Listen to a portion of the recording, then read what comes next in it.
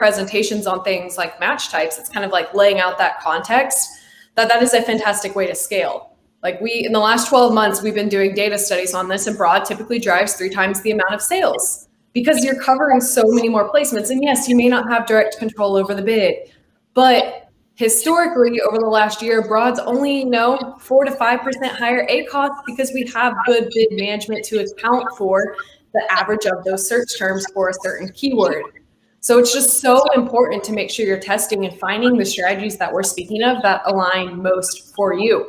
Another quick call out is I recently looked for one product, over 600 search terms converted for that product because we are running in broad, which means you're not just showing up for one keyword that's highly competitive, because everyone knows their top 5 keywords they need to bid on. If I'm selling a toothbrush is going to be incredibly expensive because every brand knows to bid on that exact match.